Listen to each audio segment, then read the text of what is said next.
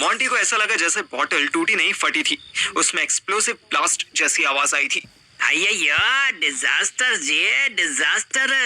My life is a disaster. Shut up Shreya ji, don't move.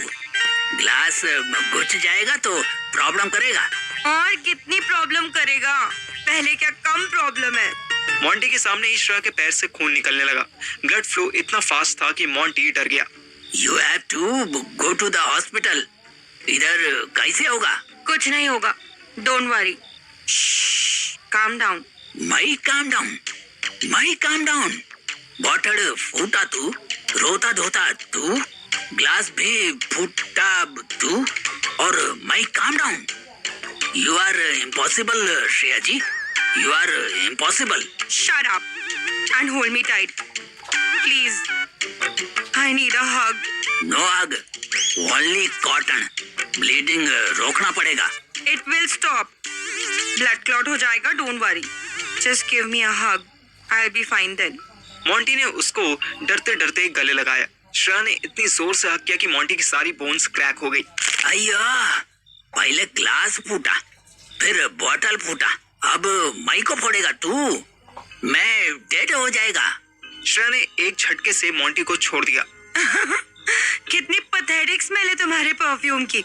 Extreme cold weather में भी disgusting order है ये। मैं कोई परफ्यूम नहीं चिपकाता। No never. Only real original body fragrance. छी, इसे फ्रेग्रेंस कहते हो तुम? तो जो सुअर से आती है उसे क्या कहते हैं? मॉन्टी बिना कोई जवाब दिए कॉटन लेने चला गया।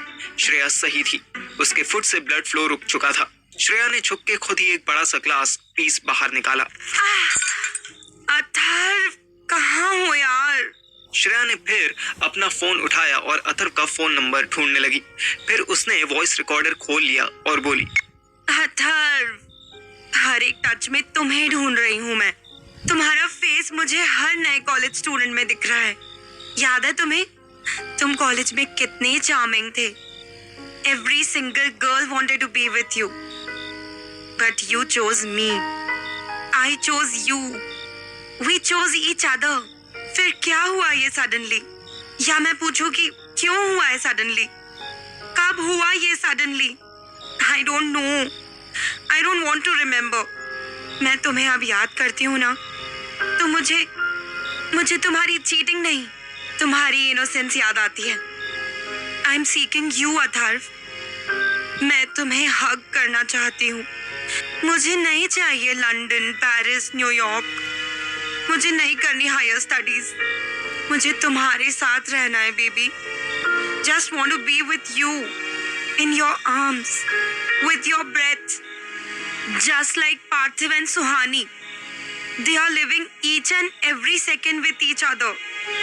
कितना मजा आता होगा ना उनको। तुम सुन रहे हो ना?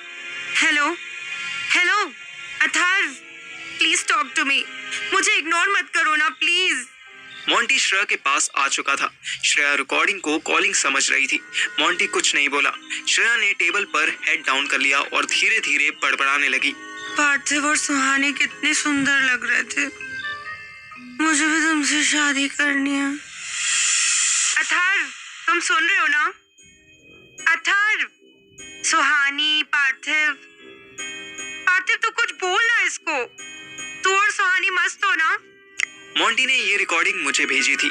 मैं ऑफिस में बैठा श्रेया की रिकॉर्डिंग सुन रहा था और मेरी दोनों आंखों से व्यास नदी बह रही थी। अभी मैंने ठीक से नाक भी नहीं पोंछी थी कि सिद्धार्थ आ गया। अरे वाह पार्थिव, रो रहे हो? कोई फालतू रील देख ली क्या? मैंने गाय की तरह नाव में मुंडी हिला दी। वो डिसपॉइंट हो गया। ओह, नहीं देखी? मुझे लगा रील देखकर रो रहे हो। मैं तो कहने वाला था कि फॉरवर्ड कर दो। एनीवेज, क्यों रो रहे थे? कुछ नहीं, ऐसे ही। ओके, कभी कभी रोने से दिल हल्का हो जाता है। मम्मी की याद आ रही होगी। कोई बात नहीं, अब एक काम करो। मुझे लगा ये हाफ डे में घर जाने के लिए कहेगा। Yes sir. भाटिया सर आज नहीं आए हैं। तुमने बताया था ना, तुम टैक्सेशन अच्छे से समझाते हो। आज तुम उनकी क्लास ले लो। बट सर, मैंने तो कोई प्रिपरेशन। अच्छा, बिना प्रिपरेशन के पढ़ा नहीं सकते? नहीं मतलब पढ़ा तो सकता हूँ पर। बस तो जाओ पढ़ाओ। ओए काका, तेरा एग्जाम थोड़ी है, उल्टा तूने स्टूडेंट्स का टेस्ट लेना है। जाओ 10 मिनट बाद क्लास नंबर 15 में कोई नहीं होगा। अपनी पहली क्लास संभालो और उसे संभालने से पहले अपना फेस ठीक करो। ऐसा लग रहा है 3 इडियट्स देख रहे थे। मैं उसको क्या बताता कि 3 इडियट्स देख नहीं बल्कि फील कर रहा था। पहला इडियट अथर, दूसरी इडियट श्रेया और तीसरा मैं। हम तीनों एक दूसरे से इतने डिस्टेंट फर्स्ट टाइम हुए थे। मैं मुंह धो के रेडी होने लगा। मैं जानता था कि भाटिया सर एक क्लास का 4,000 रुपए चार्ज करते हैं। मैं पूरे महीने की सैलरी 15,000 ले रहा था। अगर मैं अच्छा पढ़ा देता तो ये साला सिद्धार्थ का बच्चा मुझे हर तीसरे दिन किसी ना किसी क्लास में डालकर अपने पैसे बचा सकता था, और अगर मैं खराब पढ़ाता तो आगे टीचिंग में जॉब मिलने के चांसेस खत्म हो सकते थे। अपॉर्चुनिटी लेस होने से बेहतर मुझे एक्सप्लॉइट होना लगा। ज्यादा से ज्यादा 10-15 दिन के लिए मुझे एक्सप्लॉइट करेगा। कुछ समय बाद मेरी डिमांड हो जाएगी तो इसे खुद ही मेरी सैलरी बढ़ानी पड़ेगी। मैं क्लास में मुस्कुराता हुआ घुसा। कीप क्वाइट बच्चों, शांत। मेरा नाम पार्थिव है। मैं कुर्सी पर धीरे से बैठा था कि मेरे बम पे कुछ चुभा। आई! एक डिवाइडर खास मेरे स्वागत के लिए चेयर पर फंसाया हुआ था। ये सब हरकतें दिल्ली के स्कूल्स में होती थी। उसमें भी 8-9 के बच्चों पर स्टडीज का इतना प्रेशर डाल दिया जाता था कि बेचारों को शरारत करने का टाइम ही नहीं मिलता था। कोचिंग में स्कूल वाली बेल लगी हुई थी। यूजुअली बच्चे उस बेल के बजने का वेट करते हैं, पर आज मैं पार्थिव द अकाउंट्स टीचर क्लास से निकलने का इंतजार कर रहा था। मैं स्माइल करता हुआ क्लास में घुसा था और मुंह फुलाते हुए क्लास से बाहर निकला। ये कोई बच्चे बहनचोद, इससे तो अच्छा था कि मैं दिल्ली में ही रहता और बॉम्ब से फट जाता। कि मासी का खोपड़ा, ऐसी तैसी में जाए सब। सिद्धार्थ मुझे सामने से आता दिख गया।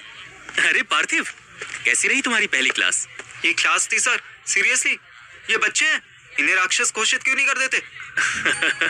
ऐसा भी क्या हो गया?